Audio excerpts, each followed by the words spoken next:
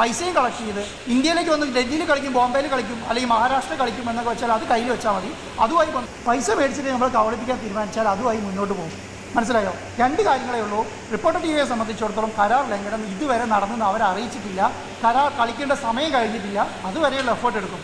അത് കഴിഞ്ഞാൽ പിന്നെ അതുമായി മുന്നോട്ട് പോകും. അങ്ങനെ റിപ്പോർട്ടർ ടിവിയെ കബളിപ്പിച്ചുകൊണ്ടും സർക്കാരിനെ കബളിപ്പിച്ച് പൈസയും കളക്ട് ചെയ്ത് ഇന്ത്യയിലേക്ക് വന്ന് ഡൽഹിയിൽ കളിക്കും, ബോംബെയിൽ കളിക്കും, അല്ലെങ്കിൽ മഹാരാഷ്ട്ര കളിക്കും എന്നൊക്കെ വെച്ചാൽ അത് കയ്യിൽ വെച്ചാൽ മതി.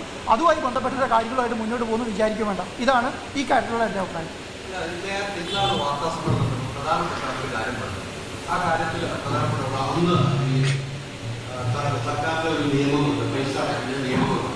അത് നിയമമനുസരിച്ച് പൈസ അന്ന് പൈസ അടച്ചിട്ടില്ല എന്ന് ഞാൻ ഒന്ന് സമ്മതിച്ചു.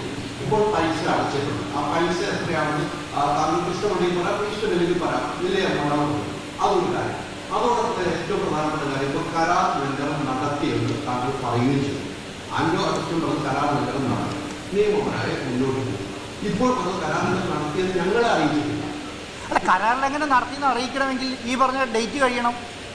ഡേറ്റ് വരില്ല എന്ന് അവർ പറയണം. നല്ല കരാർ ഒക്ടോബർ നവംബറിലേക്ക് വരാമെന്ന് പറഞ്ഞ് കരാർ സമ്മതിച്ചു. ഒക്ടോബർ നവംബറിൽ വരില്ല എന്ന് അവരെ അറിയിച്ചു കഴിഞ്ഞാൽ കരാർ ലംഘനം നടത്തിയെന്ന് പറയാം. അല്ല, അത് ഇനിയുണ്ടല്ലോ, 2 മാസം ഉണ്ടല്ലോ. ഞാൻ പറയുന്നത് ഒരു 10-15 ദിവസം കൂടെ വെയിറ്റ് ചെയ്യാൻ പറ്റും.